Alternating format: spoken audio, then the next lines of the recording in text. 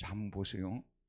저 시계가 있잖아요. 근데 예전에 어느 집에 딱 들어가면 백시계 있잖아요. 이게 무슨 캐종시계라고 합니까? 이게 왔다 갔다 하면서 치는 걸 캐종시계라고 합니까? 그 벽시계가 걸려 있어요. 그런데 그 벽시계를 이렇게 보면 아주 잘 이렇게 작동하는 벽시계도 있지만 고장난 벽시계들이 생각보다 많아요. 그 이 고장난 벽시계들이 째깍째깍째깍 좀 가다가 얼마 돼가지고 딱 멈춰버려요. 그러면 또 주인이 거기 갖다 또 그 벽시계를 본래에다가 이렇게 또 딱 갖다 놓으면 얘가 또 부지런히 또 노력을 해가지고 또 째깍째깍 가다가 얼마 안 돼서 서버려요. 아, 이 지금 김태환 집사님은 이런 세대를 경험하지 못했을 것 같아. 이게 얼마나 재밌는 세대인지 몰라요. 이게요. 라디오 같은 경우도 이렇게 틀어놓잖아요. 찍찍거리고 잘 안 나오면 탁 한 대 때려주면 얘가 또 정신을 바짝 차리고 또 방송이 또 나와요. 그런 시대가 있었어요. 근데 우리 인간을 갖다가 비유하자면 고장난 백시계에다가 비유할 수 있어요. 우리 인간도 나름대로 선을 행하는 의지가 있어요. 바르게 살아야 된다는 거. 그래서 여러분이 너무나 잘 아는 플라톤 같은 사람은 이상적인 세계를 그려봤어요. 그 이상적인 세계. 이상적인 세계는 선이 가득 찬 세계예요. 이게 이데아들이 여러 가지가 있는데 그 중에 선의 이데가 제일 꼭대기야. 이게 선이 가득 찬 세상. 여러분도 사실 머릿속에는 선이 가득한 세상 생각할 수 있을 수 있죠? 이 세상이 선이 가득 찼으면 좋겠다. 근데 여러분 정신 차리고 초등학생 들 때는 잘 몰랐는데 중학교 올라오고 고등학교 가고 나중에 성년이 돼가지고 이 세계를 바라보면 선이 가득 찬 세상이 아니라 도리어 악이 가득 찬 세상이라는 것을 보는 거예요. 이게 우리 잘 아시는 대로 제일 똑똑한 사람들을 뽑아가지고 국회에다 보내놨잖아요. 거기는 매번 싸우는 데잖아요. 어제도 싸우고 오늘도 싸우고 제가 예언을 합니다. 내일도 싸웁니다. 그러니까 제일 똑똑한 사람을 공부 잘하는 사람들 뽑아가지고 국회에다 보내놨는데 선한 나라를 만들라고 지금 보내는 거 아니에요? 근데 지금 현재 이 나라를 선한 나라 만들고자 하는 의지도 있지만 선한 나라를 만들지 못해요. 그러니까 여러분 인간이 아담의 범죄로 인해서 어떤 상태에 놓여 있냐면 고장난 백시계와 같은 상태에 놓여 있어요. 이 백시계가 다시 정상화되려면 어떻게 해야 되겠어요? 가다가 서버리면 어떻게 해야 되겠습니까? 한번 쳐갖고도 안 돼. 또 다시 똑같으니까. 아니요. 열고 그 다음에 태엽을 다시 이렇게 감아주든지 만약에 건전지로 하는 거라면 건전지를 바깥에서 끼워줘야 얘가 정상화되는 거예요. 맞죠 여러분? 이게 우리 인간의 상태인데 자 봅시다 여러분. 저는 원래 그렇게 막 학구파가 아니었어요. 근데 이렇게 대학교 가가지고 이 공부하는 맛을 좀 보게 된 거예요. 문학책도 읽고 철학책도 읽고 역사책도 읽고 그런 개론서들을 들으면서 이제 인간이란 이런 존재입니다. 지금 이 거룩한 시간에 지금 자 봅시다. 그런데 이제 그런 걸 이렇게 쭉 소위 인문과학이라는 걸 이렇게 배우게 되고 그 이후로 제가 또 이제 철학의 도시, 철학의 나라 독일로 갔잖아요. 독일은 철학의 나라예요. 거기가 왜 철학의 나라가 된 줄 아세요? 늘 날씨가 음침해요. 늘 음침하니까 생각하는 거예요. 그래서 이렇게 밝은 스페인이라든지 이탈리아 이런 데는요. 여러분 이탈리아 사람들 철학자 한 사람은 생각나세요? 거의 안 나죠. 아마 단테 이런 사람은 이탈리아 사람이었을 거예요. 맞죠? 하지만 그 사람들은 뭐 그렇게 철학적이라고 문학이라고 봐야 되겠죠. 근데 철학자들은 대부분 독일에서 나왔는데 그 남쪽 지역에서부터 철학자들이 많이 나왔어요. 바이에른 미넨이나 슈투트가르트라든지 이런 데서 또 많이 나왔는데 거기 가면요 슈바르츠발트라는 검은 숲이라는 데가 있는데 제가 예전에 사진에서 검은 숲 하면 여기서 지금 이제 우리 집 정도 가는 정도로 숲이 있는 줄 알았어요. 제가 지난번에 한번 가보니까 우리 아들이 그 근처에 살거든요. 검은 숲을 한번 가봤는데 차를 타고 끝도 없이 타고 다녀야 돼요. 얼마나 숲이 많은지. 그런데 이제 바깥에서 보면 숲이 거맣게 보이니까 검은 숲이라고 했단 말이에요. 이 사람들이 그 하이데크 같은 사람도 거기 출신이에요. 존재와 시간 쓴 사람요. 이런 사람들이 거기 이제 산책을 하면서 철학이 나오는 거예요. 그러니까 근데 철학에서 이제 여러분 잘 아는 대로 이분들이 항상 연구하는 게 인간이란 무엇인가 아니에요? 인간이란 무엇인가? 신에 대해서는 형이상학이라고 하는데요, 이거는 잘 모르니까 조금만 붙여놔요. 구색 갖추려고. 거의 이분들이 처음에는 자연에 대해서 집중해서 자연 철학이라고 하잖아요. 여러분 잘 아는 대로 얼마 안 돼서 소크라테스가 나와서 너 자신을 알라, 자기가 한 말은 아니지만 그 신전에 파르테논 신전인가 거기에 붙어있던 말이었죠. 이제 그 소크라테스가 철학의 대상을 인간으로 가져왔잖아요. 그래서 인간이란 무엇인가? 그때부터 탐구해서 지금까지 탐구하는데, 여기에 대해서 가장 집중적으로 탐구한 사람들이 독일 사람들이에요. 여기서 이제 기겔로스 나온 사람이 까미라는 사람인데, 이 사람은 원래 알제리 사람이죠. 근데 프랑스에서 공부하고 프랑스에서 활동했던 사람인데, 사실은 독일 실존주의 철학의 하이데거 철학 영향을 받은 그런 사람이에요. 근데 이 사람이 시지포스 신화라는 책을 썼지 않습니까? 여러분 아시죠? 신의 형벌을 받아가지고 돌을 정상에까지 올리는 거예요. 계속 굴리고 올라가게 되면 다시 또 떨어지는 거예요. 그게 신이 말하자면 불을 훔치려는 인간에게 내린 형벌 아니었어요? 그래서 또다시 내려와가지고 또다시 올라가, 선의 꼭대기에 올라오려고, 모든 이데아 중에 최고의 이데아가 플라톤이 선이라고 했거든요. 그 꼭대기에 올라가려고 아무리 선한 사회를 만들려고, 아무리 선한 국가를 만들려고, 아무리 선한 사람이 되려고 해도 선한 사람 될 수 있어요, 없어요? 안 됩니다. 선한 사람 되려 하지 마세요, 지금부터. 그래야 하늘나라가 임해요. 나는 선한 사람도 아니고 선한 사람도 될 수 없고, 선한 사람이 되고자 하는 이상은 있지만 그것은 내 힘으로 결코 실현될 수 없고, 오직 예수 그리스도의 도움을 통해서만 실현될 수 있다고 믿는 것이 기독교 신앙이에요. 그게 일반 사람들하고 철학자들하고 결정적으로 다른, 우리는 예수 그리스도가 이 악한 세상을 선한 세상으로 만들 수 있는 유일한 열쇠라고 보는 것이고요, 유일한 존재라고 우리는 보는 것입니다. 그래서 여러분, 예수 그리스도 아니면 저를 바꿀 사람 아무도 없어요. 자, 여러분 가슴에 손을 얹어봐. 왼손은 오르든 오른손은 되니. 나를 바꿀 사람은 예수 그리스도 외에 없다 속으로 한번 얘기를 해봐요. 나를 바꿀 사람은 이 세상에 아무도 없어요. 여러분 남편이 여러분을 바꾼다고요? 천만에 만만의 말씀이에요. 그리고 여러분이 남편을 바꾼다고요? 이미 오래전에 포기했기 때문에 그건 거의 불가능한 일이에요. 남편을 바꾼다는 거는요. 그러니까 그러면 여러분 자녀를 바꿀 수 있어요?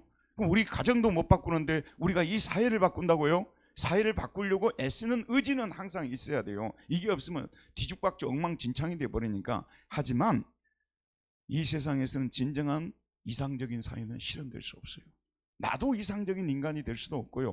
그런데 여러분 보세요. 이런 인간관에 대해서 왜 이런 문제가 생기면, 인간 자체가 태어날 때부터 문제를 갖고 태어난 거예요.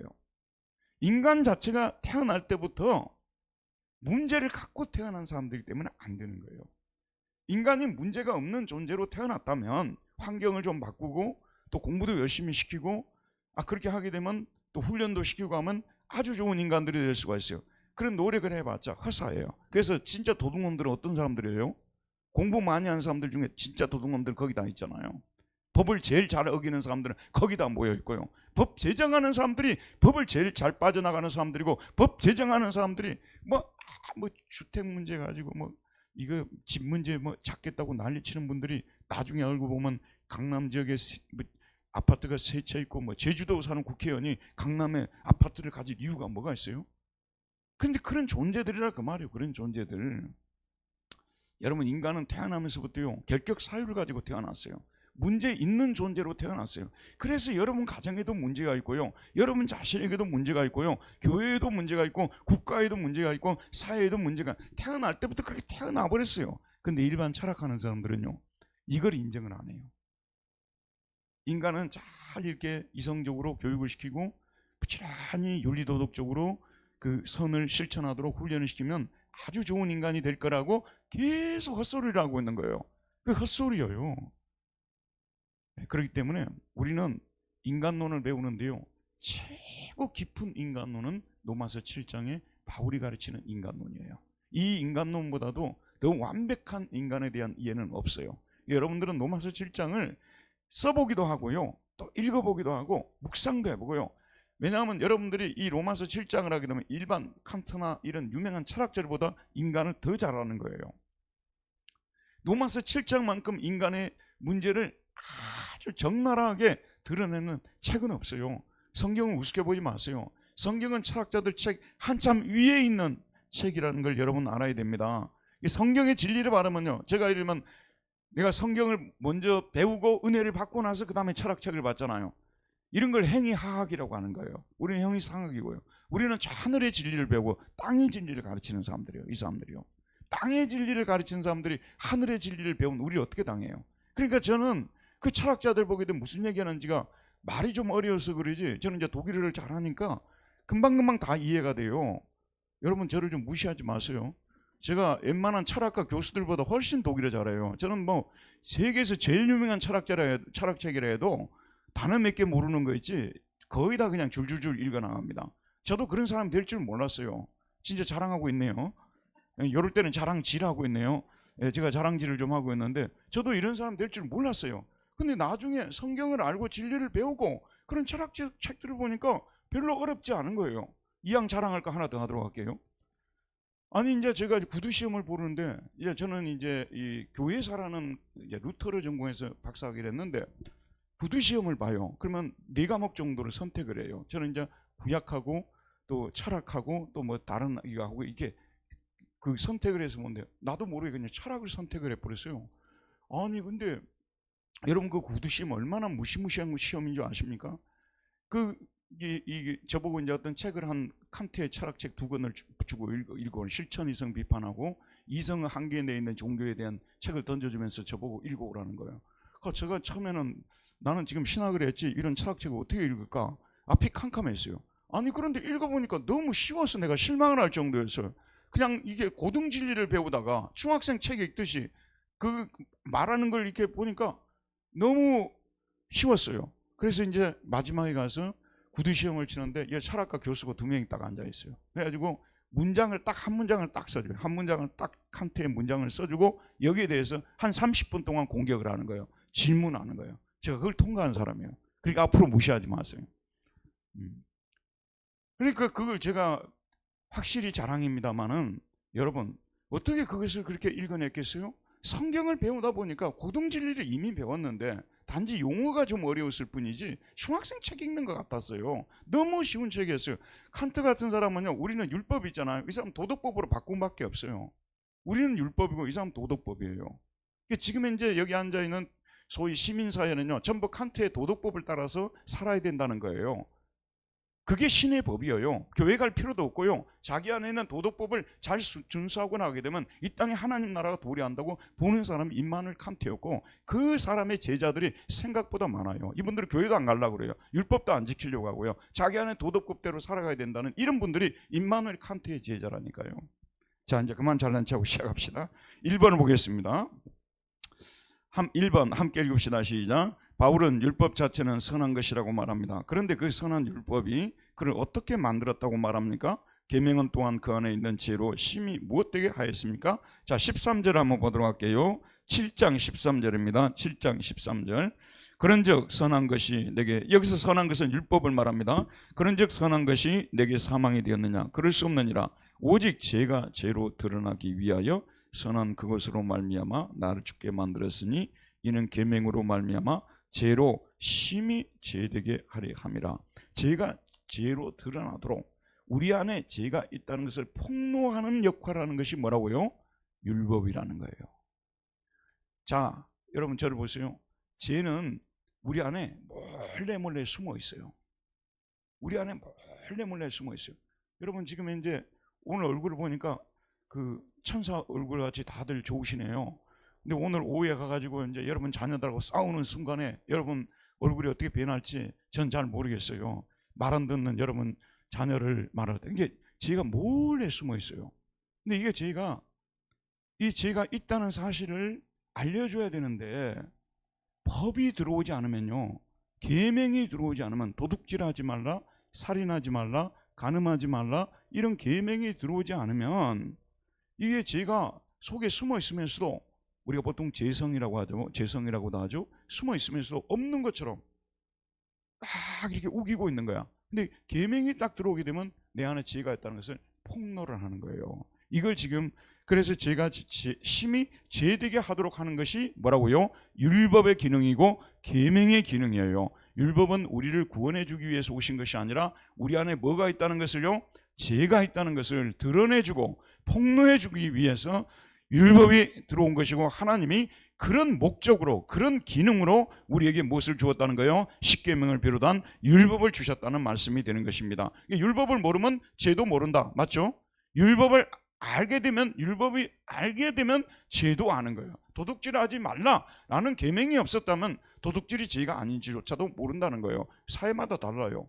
어떤 데는 죄라고 말하는 사회도 있고 아니라고 하는 사회도 있고 그러기 때문에. 자, 그다음에 2번 한번, 그다음에 이제 이건 뭐하고 왔냐 그러면, 제가 비유를 한번 해볼게요. 여러분도 지금 이제 릴스라든지 뭐 짧은 쇼트 영상 이런 거 많이 보잖아요. 근데 그거 이제 신기해서 하나만 딱 누르면 알고리즘에 의해서 막 수십 개가 올라오잖아요.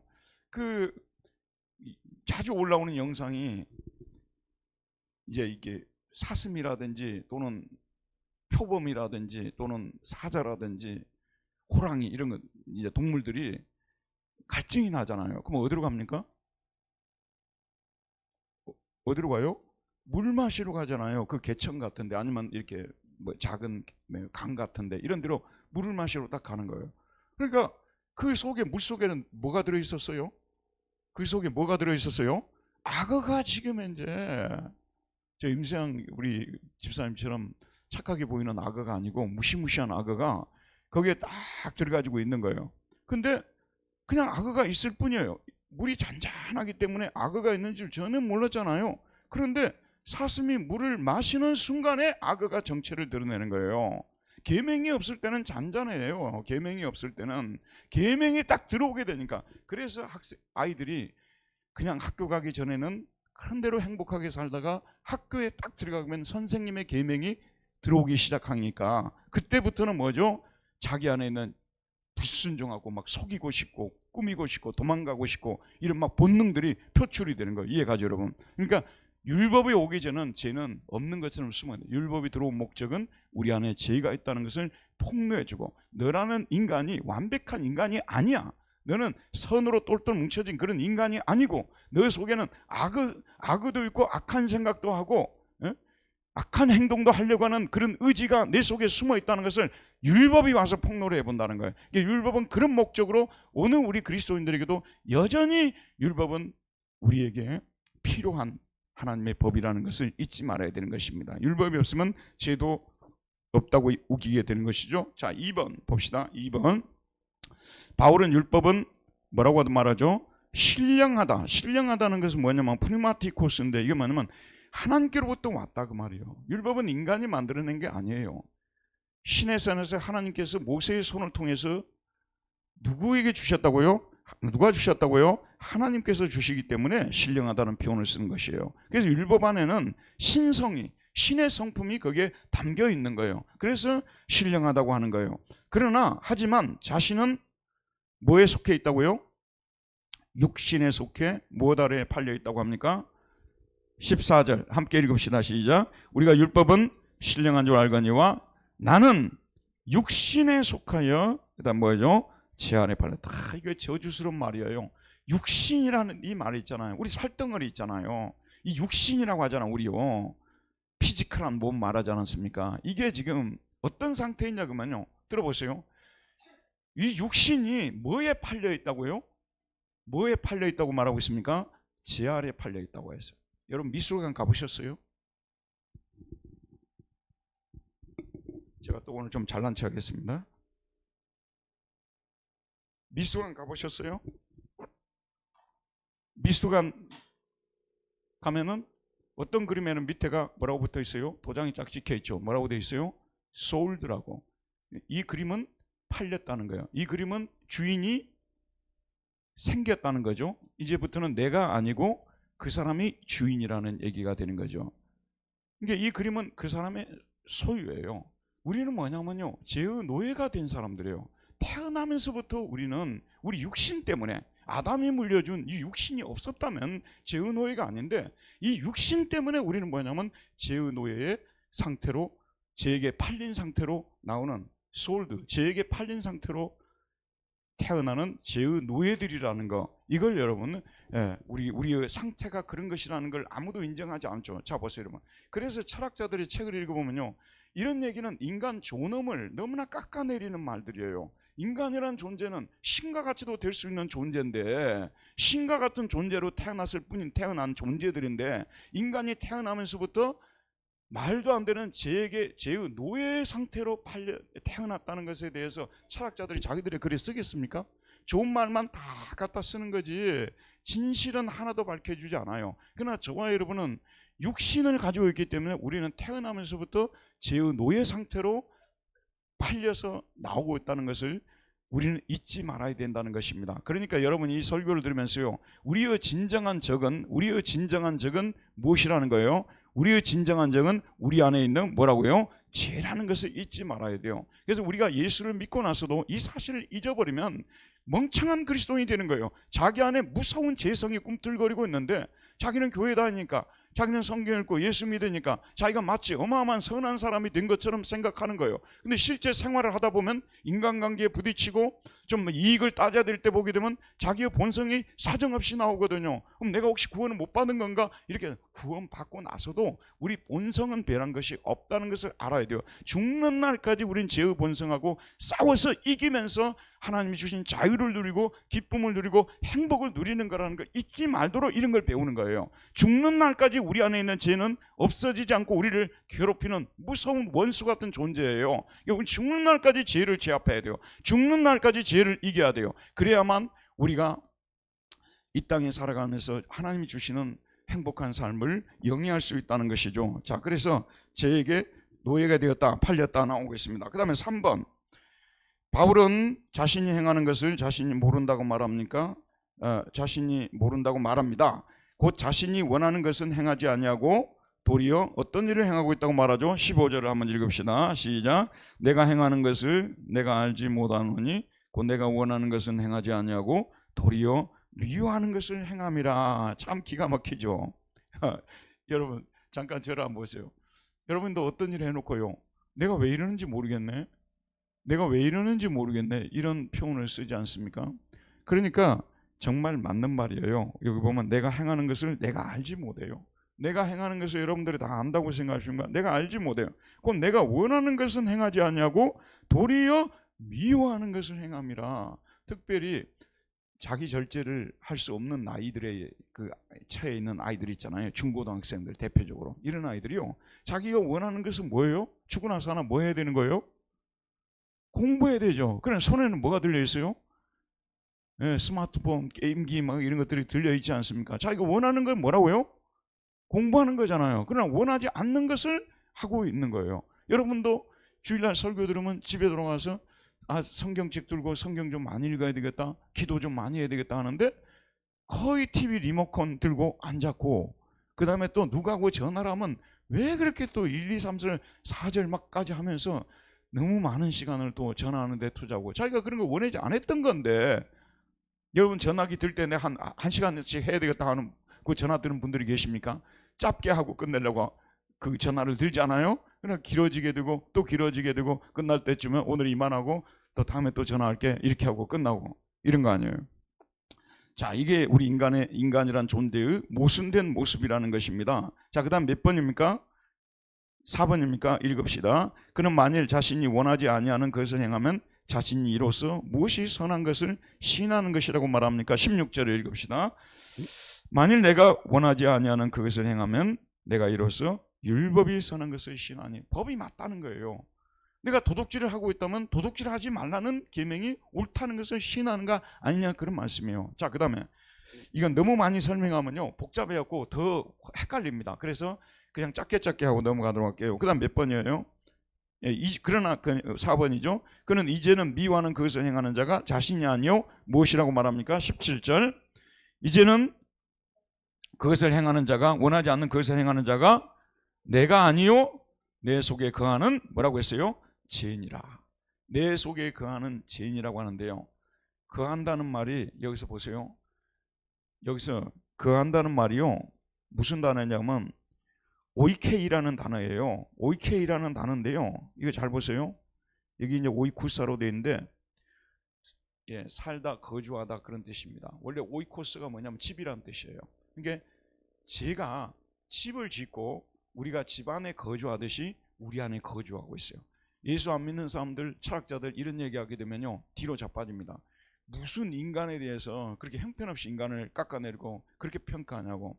그런데 성경이 정말로 맞아요. 여러분, 죄는 숨어 있을 뿐이지 우리 안에 집을 지어놓고 거주하듯이 죄는 우리 안에 거주하고 있어요. 그러다 갑자기 어떤 그 욕심이 생긴다든지 아니면 또 무슨 계명이 하라 하지 말라 이런 게 막 들어오게 되면 제가 꿈틀거리기 시작하고 자기 존재를 드러나게 되니까 여러분 안에는 무서운 핵폭탄보다도 더 무서운 죄가 여러분 속에 거주하고 집을 짓고 거주하고 있다는 것을 잊지 말아야 되는 것입니다. 잊지 말아야 돼요. 여러분, 대체로 가족들하고 이야기할 때요 친절하게 이야기합니까? 거칠게 이야기합니까? 참, 예. 이거는 이제 청문회를 해야 될 일이고 이대로 믿을 수가 없어요. 이건 청문회를 해봐야 되는 거예요. 근데 저도 집안 식구들하고 이야기를 하잖아요. 그러면은 갑자기 목소리 톤이 이렇게 막 올라가요. 그리고 조금만 경우 없는 얘기를 하게 되면 다른 사람들에 대해서는 나이스하게 얘기를 하다가도 우리 가족이 경우 없는 얘기를 하고 이상한 소리 하게 되면요 톤이 팍 올라가면서 갑자기 화를 벌컥 내는 거예요. 이게 제가 그러려고 전화한 것도 아니잖아요. 근데 그 화를 돋구는 거라 우리가 보통 돋군다는 말을 쓰잖아요.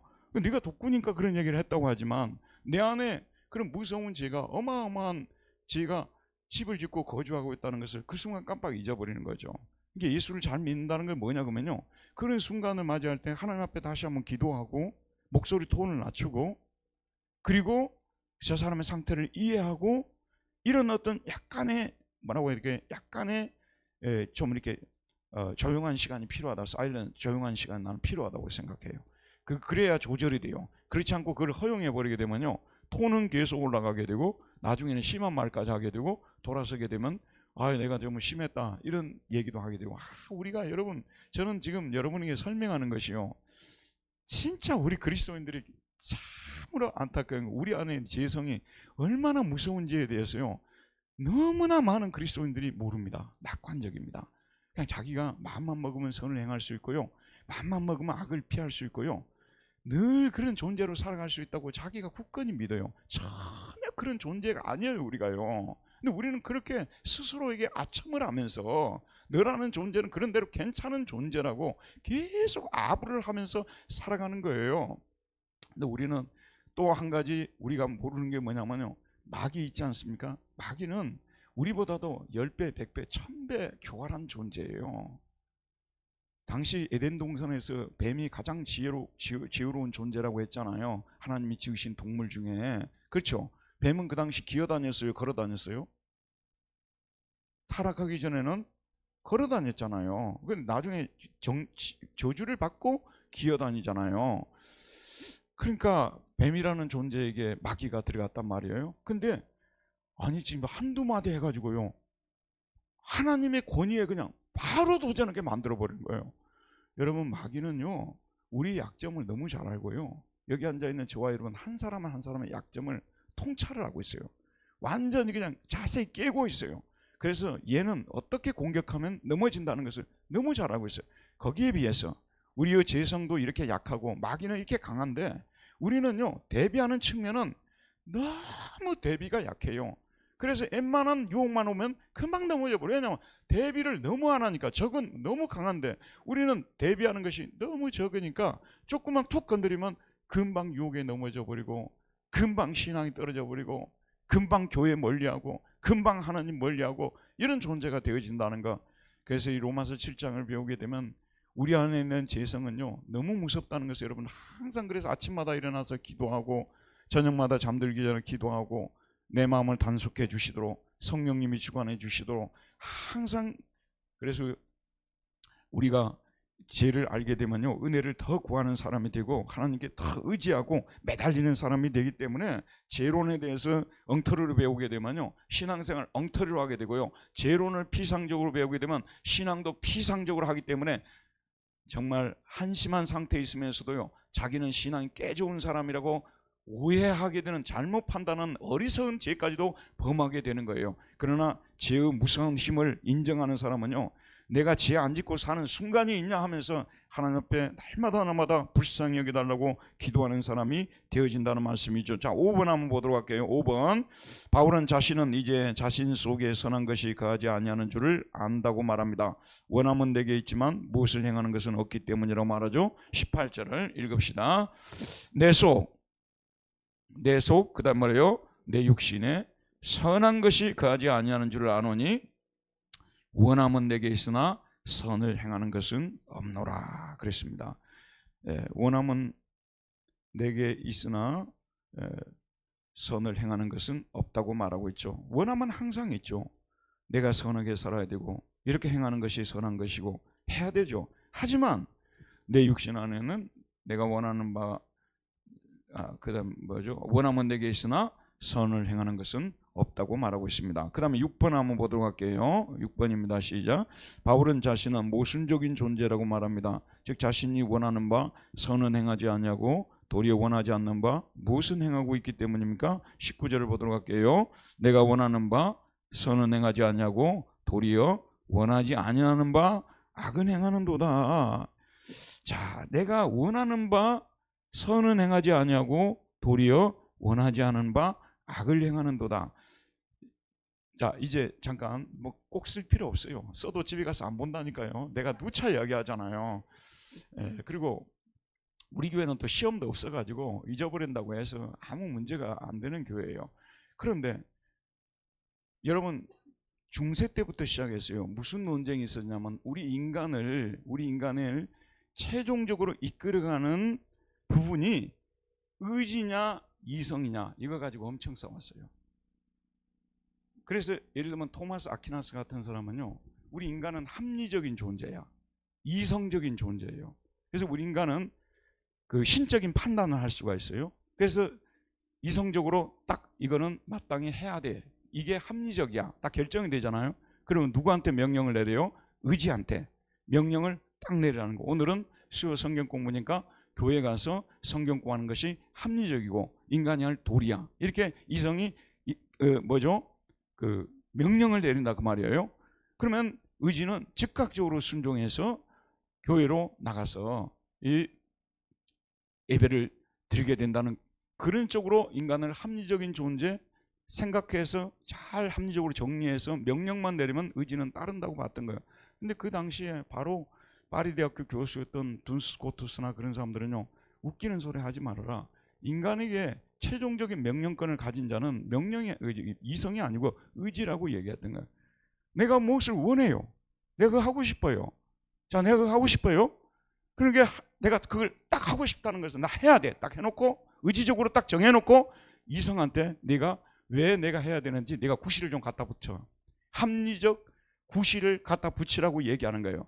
자, 내가 아침에 일어나서, 사실 이건 거의 안 되는 일인데, 우리 집에서는 금지된 일인데, 제가 아침에 일어나서 갑자기 요즘 생각해 보니까 맨날 내가 아침에 밥만 먹고 살아온 거예요. 밥만 먹고 너무 억울한 거예요. 그동안 라면을 너무 안 먹은 것이 너무 억울해.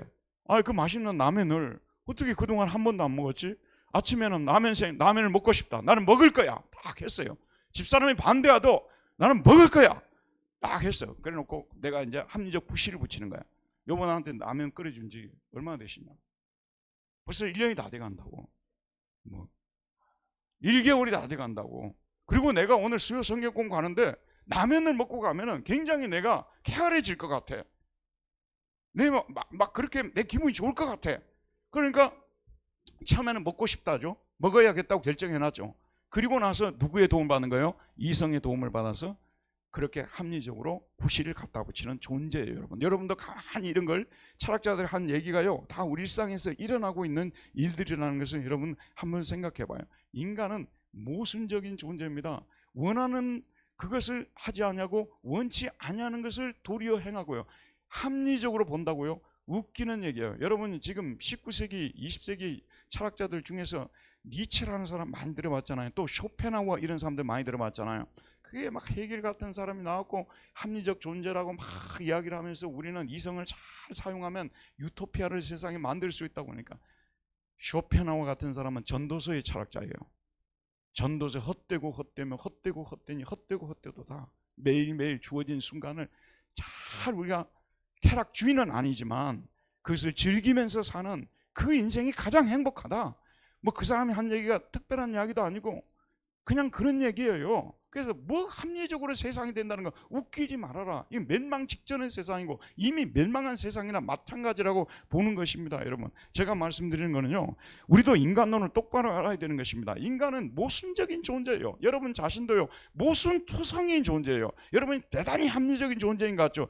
모순투성인 존재라는 거예요. 그래서 결론적으로 뭐냐면 주 예수 그리스도께서 오셔서, 성령께서 우리에게 오셔서 말씀을 통해서 우리를 도와주지 않으면요, 우리는 하나님 앞에서 하나님을 기쁘시게 하는 인간으로 절대로 살아갈 수 없는 존재라는 거, 그걸 깨달으라 그 말이에요. 인간이 무슨 합리적인 존재라고요? 그 합리적인 존재들이 제일 똑똑한 기관들이 다 박혀 있지 않습니까? 그래서 우리나라가 모든 것이 선한 쪽으로 갑니까? 천만의 말씀이죠.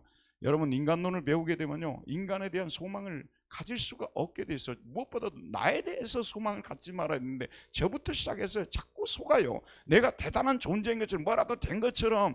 사실은 아무 힘도 없고 아무것도 할 수 없는 미약한 존재라는 걸 모른다는 말씀이에요. 모순적인 존재다. 자, 그 다음에 몇 번이었어요? 우리가 7번 할 차례입니까? 7번 읽읍시다. 시작.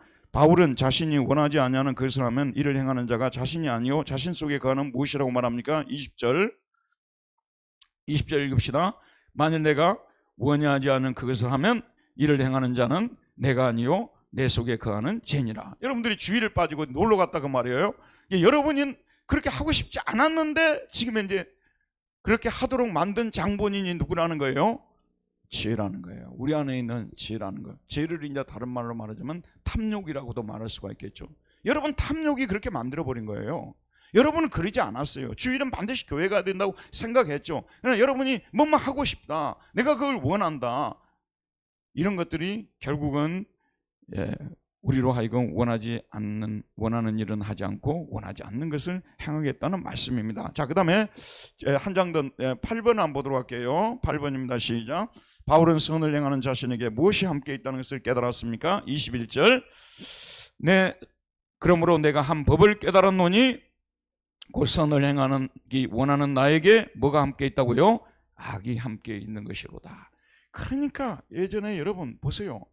그 중국 철학자들이, 나는 중국을 좀 우습게 보는 분들은요, 중국에 대해서 욕도 많이 나오고 그런 부분이 있기는 합니다만은요, 싸잡아서 중국은 아주 형편없는 나라로 만드는 것은요, 우리가 어느 습관에서 좀 지양을 해야 돼요.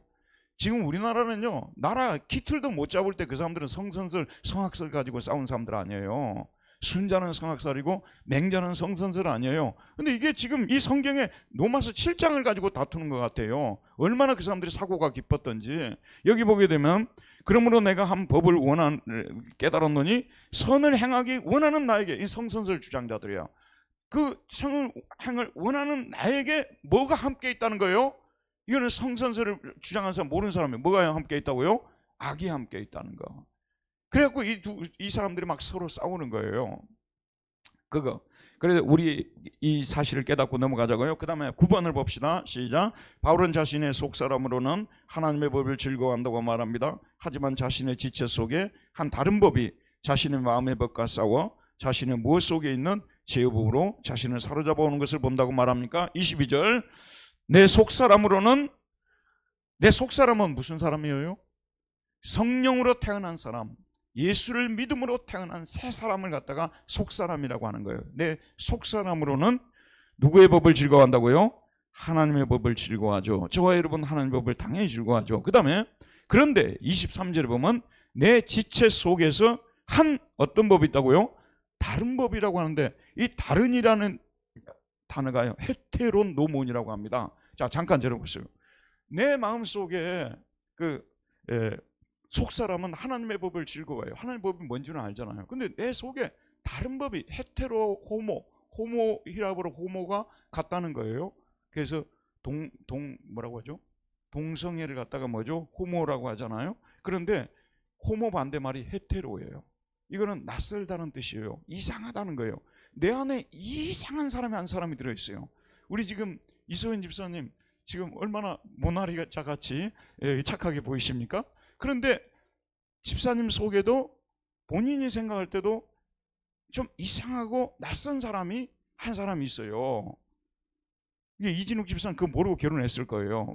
저 겉모습만 보고 저 속에 한 다른 법이, 이상한 법이 있다는 것을, 이거는 진짜 이상한 법이에요. 아니 같이 이불 덮고 자는데 나는 이불 못 덮고 잔다고 이런 거 있고, 창문을 닫자고 난 창문을 열자고 하고, 이상한 법이 내 안에 있어요. 하나님의 법에 막 순종하고 따라가자는 것도 있는데 이상하게 내 안에서 왜 자꾸 하나님의 법을 따라가라고 하는지 모르겠다고 하는 또 그런 그 이상한 법이 내 안에 있는 거예요. 한 다른 법이 있다는 것을 깨달았노니라고 말하고 있죠. 자, 그 다음에 몇 절이죠? 여기 보면, 그러므로 내가 한 법을 깨달았노니 곧 선을 행하기 원하는 나에게 악이 함께 있는 것이로 되었으되 속사람으로는 하나님의 법을 즐거워하되 내 지체 속에 어떤 법이요? 한 헤테로 법이 내 마음의 법과 싸워서 내 지체 속에 있는 죄의 법으로 나를 사로잡는 것을 보는도다.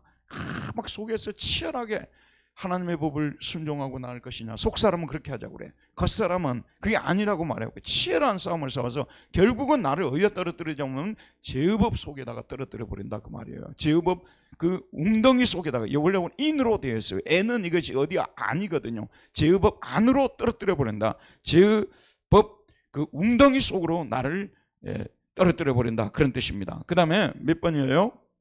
10번이죠. 함께 읽읍시다. 바울은 자신이 어떤 존재라고 탄식합니까? 자신의 몸을 어떤 몸이라고 말합니까? 이 몸에서 건져낼 수 있는 사람은 누구밖에 없다고 말하죠. 자, 24절 25절. 오호라 나는 공고한 사람이로다. 이 사망의 몸에서 누가 나를 건져내라. 우리말로는 공고한이라는데, 이거 미저러블을, 영어로 미저러블을 공고한이라고 번역했는데요, 이게 어떤 역본에는 레치트라고 번역이 되어 있어요. 이거 뭐냐면 배가 파손된, 난파된 뜻이라는 뜻이에요. 내가 난파가 돼버린 거. 인간이 합리적인 존재라고요. 의지와, 자 보세요, 감정과 의지와 이성이 잘 조화를 이루어서 합리적 판단에서 공동체를 이렇게 선한 공동체로 만들고, 그런 존재가 아니야. 우리 속에서 그냥 산산조각이 나버리는 파손이라면, 의지는 의지대로 놀고요. 그 다음에 의지는 의지대로 놀고, 또 뭐죠? 예? 또 이성은 이성대로 놀고, 감정은 감정대로 노는, 서로 일체가 되자고 하는데 일체가 안 되는 존재라니까요. 일체가 안 되는 존재예요. 여러분 한번 생각해 보세요. 겨울이니까 춥단 말이에요. 겨울은 춥죠. 그러니까 방을 뭘로 틀어야 되겠어요? 난방을 틀어야 되겠죠. 근데 저 몸에서 난방을 또 틀어야 되지만 선풍기도 틀어야 된다고 하는, 그거 안 해봤어요 여러분? 저는 어떤 때는 몸이 이상해가지고요, 분명히 난방이 있어야 돼. 그러니까 틀어. 그런데 너무 더워. 그래서 이게 틀어야 돼. 몸 상태가 안 좋으니까 그런 거죠. 그러니까 이것 가지고 속에서 싸우다가, 아이고 우리 집사람 모르게 다 이런 일을 해요. 근데 알면 또 이게 조사가 나오거든요. 그래서 이게 지금 여러 가지 집안의 그 재정에 문제를 일으킨다는 청문회에 또 불려가야 되고, 그러니까 이제 살짝 모르게 선풍기를 제가 싹 틀어가지고 여기를 약간 시원하게 만들어줘요. 따뜻하기도 하고 시원한 거. 나한테는 최적의 상태예요. 근데 나라는 존재가 왜 그러는지 저도 잘 모르는 거죠. 인간 존재가 잘 어울려가지고 결정을 내린 대로 가고 하는 그런 존재가 아니라는 거예요. 그러니까 바울이 생각할 때 어쩌다가 우리 인간이 이렇게 돼버렸느냐. 야, 정말 공고한 존재구나. 비참한 존재구나. 난파된 존재구나. 탄식을 하는 거예요. 이거는 예수 안 믿을 때 어떤 사람은 이랬다고 하는데요, 로마서 7장은 예수 믿고 난 인간에 대해서 이야기하는 거예요. 저와 여러분도 얼마든지 이럴 수가 있어요. 단지요, 이런 걸 못 느끼는 것은 자기 안에 있는 죄와 치열하게 싸워보지 않은 상태에서는 바울의 이 글을 읽을 때 하나도 이해 못해요. 그러나 자기 안에 죄 안 지려고 죽자 살자 싸워본 사람들은요, 오라 나는 공고한 사람이로다, 이런 고백을 할 수밖에 없어요. 저도요, 성경 읽기 부지런히 하자 그러잖아요. 저희 집에서 집사람하고 성경 읽기 기도하는 시간 내에는요, 제가 스스로 그것도 핑계대고 안 읽어요. 이 집에 가서도 성경 저녁에 읽을 건데, 내가 뭐 혼자서 뭐하러 읽어? 저녁에 가면 읽을 건데, 이게 나라는 존재예요. 목사가 그래 쓰겠어요? 읽고 싶으면 계속 읽어야 될 거 아니에요. 근데 저는 어떻게 얘기를 하는 줄 아세요? 저한테 그런 얘기를 해요. 제가 제 자신에게 들려줘요. 저녁에 같이 성경 읽을 때 훨씬 더 은혜가 되고, 또 우리가 일정한 그 페이지를 쭉쭉 읽어 나가는데, 굳이 여기 지금 이제 공부하러 와가지고 또 성경을 읽겠다고 성경을 펴려고 펴지 마! 자, 막 그래요. 제가 펴지 마! 스톱! 딱 이렇게 하고 저녁에 가서 읽으면 되는 거야. 이런 존재. 그러니까 이게 지금 목회자가 이렇게 하면 쓰겠냐 그 말이에요. 근데 이런 존재가 바로 저라는 거예요. 그러면 바울과 같은 사람은 그러지 않아야 되잖아요. 저보다 10배 100배 훌륭한 사람이니까 이해가죠 여러분. 근데 바울과 같은 사람도 이것을 경험하게 된 거예요. 막 속에서 막 싸우고 막 해야 되는데 오히려 다른 것을 하고 있고 막 이런. 그래서 오호라 나는 궁고한 사람이로다. 그 다음에 나오는 말이 뭐죠? 이 사망의 몸이라는 표현을 사망의 몸이라는 말을 썼어요. 저와 여러분의 몸은요 사망의 몸이에요. 이 몸은 좋은 몸이 아니에요. 이 몸은 우리를 죽을 때까지 신체적으로 괴롭히고 정신적으로 괴롭히고 영적으로 괴롭히는 몸이라는 것을 잊지 말아야 되는 것입니다. 그래서 이 사망의 몸에서 모든 게 다 좋아요. 율법도 좋고요. 그 다음에 또 뭐 교회도 좋고 모든 게 다 좋아요. 근데 뭐 항상 뭐가 이게 문제를 일으키냐 그러면은 우리 안에 있는 이 죄가 이 문제를 일으켜 버리는 것입니다. 그래서 저와 여러분이 결국은 오호라 나는 공고한 사람이로다. 이 사망의 몸에서 누가 나를 건져내라 고백할 수밖에 없어요. 그래서 아까 처음에 시작할 때 집에 있는 벽시계 이야기를 말씀드렸잖아요. 그게 자꾸 돌아가다가 째깍째깍 하다가 또 스톱해버리고 째깍째깍 하다가 스톱해버리고 그러잖아요. 그럼 어떻게 고쳐야 된다고요? 열고 그 다음 뭐죠? 건전지를 교체해야만 되는 거예요. 여러분 구원이라는 우리 기독교는요 철저하게 타율적인 종교예요. 바깥에서 구원의 손길을 펼쳐주셔서 뻗어주셔서 손을 내밀어 주셔서 우리를 거기서 건져내 주시는 거, 예수 그리스도가 바로 그 일을 하기 위해서 오신 거예요. 우리 인간의 힘으로서는 철학의 힘으로요 도덕의 힘으로요 어떤 법의 힘으로요 절대 우리 인간의 상태를 바꿀 수가 없어요. 절대 못 바꿉니다. 바꾼다고 믿는 사람들이 어리석은 사람들이에요. 근본적으로는 절대 못 바꿔. 바로 우리 주 예수님이 이 땅에 오신 목적은 이런 비참한 인간들을 건져내기 위해서 오신 것입니다. 예수 그리스도만이 우리를 비참한 인간의 상태에서 건져낼 수 있는데요. 왜? 예수님은 무슨 문제를 해결할 수 있는 유일한 분이라고요? 무슨 문제를요? 죄의 문제를 해결할 수 있는, 우리 안에 있는 죄를 찾아가지고 박멸할 수 있는 유일한 분이에요. 지난번에 미국에서 미사일을 쏘았어요. 근데 그게 지난번 그 전쟁할 때 거기가 어디였어요? 저기 그 팔레스타인 쪽이었던가? 하여튼 그랬는데 벙커를 갖다가 밑으로 지하 벙커를 막 이렇게 막 파놔가지고 거기서 이란이었던가 그래. 맞아, 이란이었죠.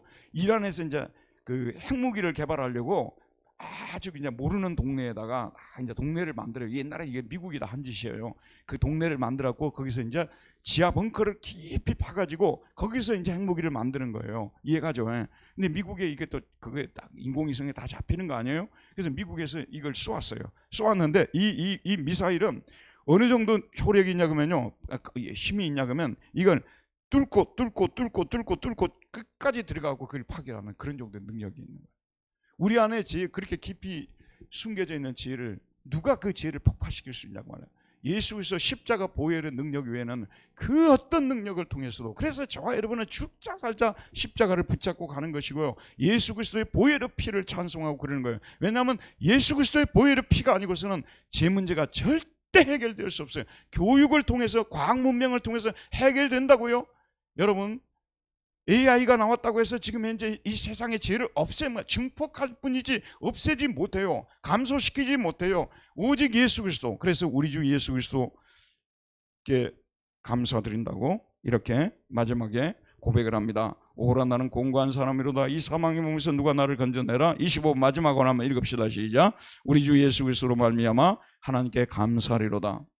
한정 내 자신이 마음으로는 하나님의 법을 뭐라고요? 육신으로는 제 법을 섬기노라. 그러니까 매번 하나님의 법을 우리가 따르기 위해서, 이 갈등 속에서 이기기 위해서 주 예수 그리스도를, 말씀을, 성령을 계속해서 의지해. 그래서 이제부터 로마서 8장으로 들어가게 되는데요, 이제 우리가 승리할 수 있는 비결, 죄를 이기고 날마다 승리의 창가를 부를 수 있는 비결이 뭐냐면 생명의 성령의 법인 성령을 우리가 모시고 성령의 법을 쫓을 때 죄의 법을 이기고 나아갈 수 있다는 승리의 창가가 나오는 것이 로마서 8장이에요. 이제 다음 학기부터 공부하도록 하겠습니다. 오늘 여기까지 하겠습니다. 하나님 감사합니다. 오늘도 부족한 저희들을 부르시고 또한 인간의 존재에 대해서, 인간이 어떤 상태에 놓여 있는지에 대해서 그 어떤 철학자도 말해줄 수 없는 깊고 오묘한 천국의 진리를 가르쳐 주어서 여호와 아버지 하나님이시여 적당히 잘하면 나는 선한 인간이 될 수 있다고 하는 이런 어리석은 이론에 세기를 박으시고, 아무리 우리가 노력하고 힘쓰고 했어도 선한 인간 될 수 없고